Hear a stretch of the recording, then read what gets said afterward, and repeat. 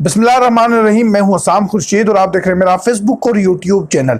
भारत की जो सबसे बड़ी पार्टी है जिसे बीजेपी के नाम से जाना जाता है, उसका जो एक रुकन था, उसकी जानिब से जब हमारे प्यारे नबी हज़रत मोहम्मद सल्लल्लाहु अलैहि वसल्लम की शान में गुस्ताही की गई, इस्लाम के खिलाफ शदीद उसने जब जहर उगला, तो भारत ये समझ रहा था कि वो जो मुसलमान हैं भारत के, उनकी आवाज़ दबा लेगा। लेकिन ऐसा नहीं हुआ। भारत में जब उसने ऐसी ज़बान इस्तेमाल की तो वहाँ पर जब वहाँ के मुसलमान निकले तो उन पर पहले तो तशद्दुद किया गया, उन पर एफआईआर की गई, उन्हें गिरफ्तार किया गया। लेकिन जब ये मामला पूरी दुनिया में उठा तो भारत इससे तलमला उठा। इसमें अगर बात करें तो पाकिस्तान का सबसे बुनियादी और कलीदी किरदार है, और वो जो कलीदी किरदार है वो क्या है, और जो पाकिस्तान का किरदार है उसने कैसे इंडिया को घुटने टेकने पे मजबूर किया, और मोदी बिल आखिर मजबूर होकर जो उसका रुकन था पार्टी का उसे मुअत्तल कर दिया। उसके साथ साथ एक और रुकने को उसे भी जो है रुकनीत से उसे फारिग कर दिया। ये तमाम चीज़ें हम आपको इस वीडियो में आपके साथ डिस्कस करेंगे। आप हमारा चैनल सब्सक्राइब करें, बेल आइकॉन के बटन पर ज़रूर प्रेस करें ताकि आप मज़ीद इंफॉर्मेशन से आपको आगाही रहे। अगर हम बात करें तो भारत में जब बीजेपी के जो रुकन हैं उनकी जानिब से बयान सामने आया तो उस वक़्त जो है भारत के जो मुसलमान हैं वो गुस्से से में आपे से बाहर हो गए, वो एहतजाज के लिए निकले। जुमे के बाद ये हुआ कि वहाँ पर जब उन्होंने एहतजाज किया तो वहाँ पर दो ग्रुपों के दरमियान तसादुम हुआ।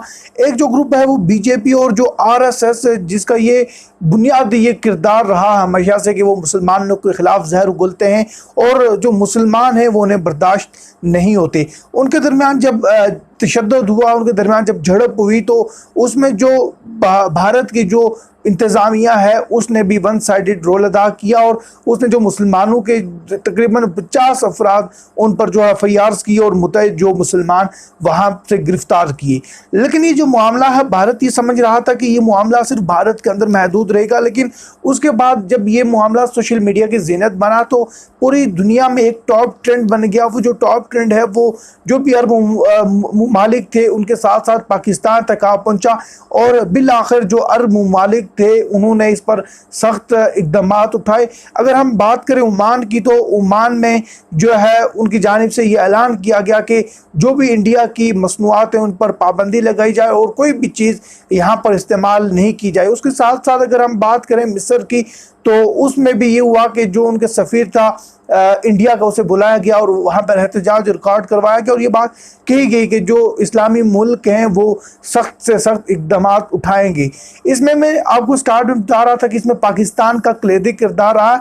बिल्कुल पाकिस्तान का कलीदी किरदार रहा है कि जब पाकिस्तान अक़वाम मुत्तहिदा में गया और इस्लामोफोबिया के ख़िलाफ़ जो उसने 15 मार्च को करारदाद मंजूर करवाई थी, इसमें जो पाकिस्तान है, पाकिस्तान का बुनियादी किरदार है, और जो OIC है, OIC ने इस बात को तस्लीम किया था कि बिल्कुल जो इस्लामोफोबिया के ख़िलाफ़ जो करारदाद मंजूर हुई है इसमें जो पाकिस्तान है, पाकिस्तान का ही किरदार है, और पाकिस्तान ने इसमें बड़ा मुस्बत रोल अदा किया, और पाकिस्तान की इस काविश पर ही अक़वाम मुत्तहिदा में ये जो करारदाद है ये मंजूर हुई है। उस वक़्त भी जो इंडिया है, इंडिया ने इस पर मज़म्मत की थी कि ऐसा नहीं होना चाहिए, और उसके साथ जो है फ्रांस ने भी इसकी जो मज़म्मत की थी कि ये जो दिन है इसमें नहीं होना चाहिए। अगर फ्रांस की बात करें तो फ्रांस में भी जो है वो गुस्ताही की गई थी नबी पाक के शान में, और उसके साथ इंडिया हमेशा से जो है वो मुसलमानों के ख़िलाफ़ जो है वो लगा रहा है, और मुसलमानों को वो ये अपने से कमतर समझता आया है। और इस बार भी जब इंडिया ने ऐसे इक़दाम उठाए तो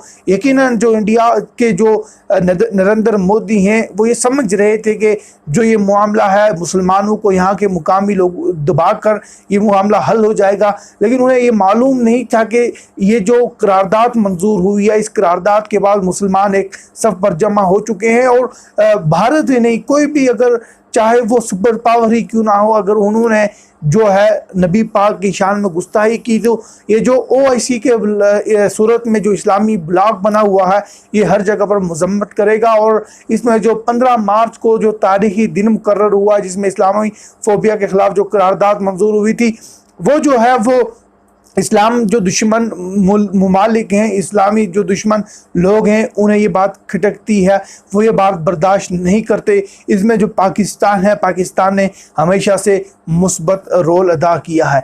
अब इंडिया जो है वो इन तमाम ममालिक के सामने वो बेबस हो गया, इंडिया घुटने टेकने पर मजबूर हो गया और बिल आखिर जो नरेंद्र मोदी हैं उन्होंने जो है ये जो रुकने उनकी पार्टी थे उन्हें मुअत्तल किया। मुअत्तल करके उन्होंने ये दुनिया को पैगाम देने की कोशिश की कि जो नरेंद्र मोदी हैं वो ये जो मजहब की जंग है वो इसे भलाता है, लेकिन ऐसा नहीं है।